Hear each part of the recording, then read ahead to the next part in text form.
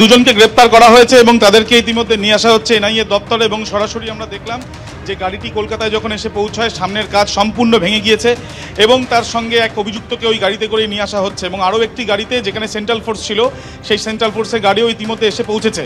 এই যে ঘটনা আজকে যেটা জানা যাচ্ছে প্রত্যক্ষদর্শী অর্থাৎ অন্য একটি গাড়ি যিনি চালক তিনি যারা জানাচ্ছেন যে ভোর 6টা নাগাদ এই ঘটনা ঘটেছে এবং যেটা ঘটেছে সেটা হচ্ছে যে প্রায় 40 থেকে 50 জন সেখানে ছিল যারা পাথর হাতে লাঠি হাতে তারা সেখানে হামলা চালায় এবং তারপরে সেখানে হামলা চালিয়ে সেখানে কাচ ভেঙে দেয় এবং তার সঙ্গে ইতিমধ্যে তাদের তরফ থেকে এই লিখিত অভিযোগের যে প্রক্রিয়া সেটা সম্পূর্ণ হয়েছে এবং যেটা আমরা পুলিশ সূত্রে জানতে পাচ্ছি যে পুলিশের তরফ থেকে যে লিখিত অভিযোগের ভিত্তিতে তারা তদন্ত শুরু করেছেন এবং পুলিশের তরফ থেকে যে তদন্ত শুরু করা হয়েছে সেই তদন্তের ভিত্তিতে তারা এলাকাতেও যাচ্ছেন এবং তার সঙ্গে তোমাকে জানিয়ে রাখি ভারতীয় দণ্ডবিধি 341 ধারা 332 ধারা 353 ধারা 186 323 427 এবং 34 ধারায় মামলা রুজু করা হয়েছে। এছাড়াও পিডিপিপি 3 নম্বর ধারাতে যে মামলা করা হয়েছে। তুমি আমাদের সঙ্গে থাকো, এই খবর নিয়ে ফিরছি। তার আগে জাস্ট একবার জানিয়ে রাখি যে শুভেন্দু অধিকারী তিনি সোশ্যাল মিডিয়ায় লিখেছেন যে সম্প্রতি মাথাভাঙার রাজনৈতিক সভায় এনআইএর বিরুদ্ধে মন্তব্য করেন মুখ্যমন্ত্রী এবং এই মুহূর্তে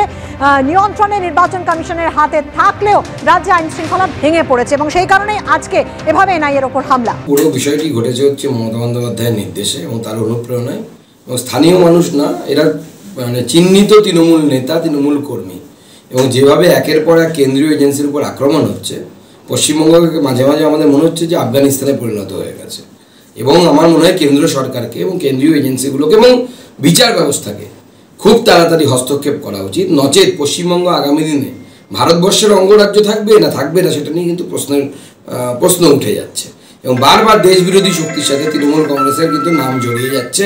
এটা অত্যন্ত চিন্তার বিষয়। রাজ্য কেন্দ্রীয় নির্বাচন কমিশনকেও এই দল সম্পর্কে ভাবা উচিত। এনআইএ এখন কি করছে? যখন ইডি সিবিআইকে হামলা করেছিল সন্দেশখালীতে মেরেছিল তখন কেন্দ্রীয় এজেন্সি কি করেছিল? ভোট আসলেই রাজ্যের এজেন্সি এবং কেন্দ্রীয় এজেন্সি বিজেপি আর তৃণমূলের ভোট বাড়ানোর জন্য কাজ করছে, মানুষের শান্তির জন্য কিচ্ছু করছে না। অশান্তি তো হচ্ছেই, রাজ্য জুড়ে অশান্তি হচ্ছে এবং সেটা হচ্ছে মোদী সরকারের কৃপায়। 10 বছর ধরে বিজেপি সরকার আছে, তবে তো তৃণমূলের বুকের পাটা বেড়েছে, নাহলে আগে কখনো শোনা যেত? বামফ্রন্ট সরকার যখন ছিল, কংগ্রেস সরকার যখন ছিল, কখন এই ধরনের ঘটনা ঘটেছে? কেন এখন ঘটছে?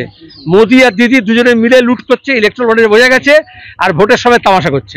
এই যে ঘটনা আজকে যেটা জানা যাচ্ছে প্রত্যক্ষদর্শী অর্থাৎ অন্য একটি গাড়ি যিনি চালক তিনি যারা জানাচ্ছেন যে ভোর 6টা নাগাদ এই ঘটনা ঘটেছে এবং যেটা ঘটেছে সেটা হচ্ছে যে প্রায় 40 থেকে 50 জন সেখানে ছিল যারা পাথর হাতে লাঠি হাতে তারা সেখানে হামলা চালায় এবং তারপরে সেখানে হামলা চালিয়ে সেখানে কাচ ভেঙে দেয় এবং তার সঙ্গে ইতিমধ্যে তাদের তরফ থেকে এই লিখিত অভিযোগের যে প্রক্রিয়া সেটা সম্পূর্ণ হয়েছে এবং যেটা আমরা পুলিশ সূত্রে জানতে পাচ্ছি যে পুলিশের তরফ থেকে যে লিখিত অভিযোগের ভিত্তিতে তারা তদন্ত শুরু করেছেন এবং পুলিশের তরফ থেকে যে তদন্ত শুরু করা হয়েছে সেই তদন্তের ভিত্তিতে তারা এলাকাতেও যাচ্ছেন এবং তার সঙ্গে তোমাকে জানিয়ে রাখি ভারতীয় দণ্ডবিধি 341 ধারা 332 ধারা 353 ধারা 186 323 427 এবং 34 ধারায় মামলা রুজু করা হয়েছে। এছাড়াও পিডিপিপি 3 নম্বর ধারাতে যে মামলা করা হয়েছে। তুমি আমাদের সঙ্গে থাকো, এই খবর নিয়ে ফিরছি। তার আগে জাস্ট একবার জানিয়ে রাখি যে শুভেন্দু অধিকারী তিনি সোশ্যাল মিডিয়ায় লিখেছেন যে সম্প্রতি মাথাভাঙার রাজনৈতিক সভায় এনআইএর বিরুদ্ধে মন্তব্য করেন মুখ্যমন্ত্রী এবং এই মুহূর্তে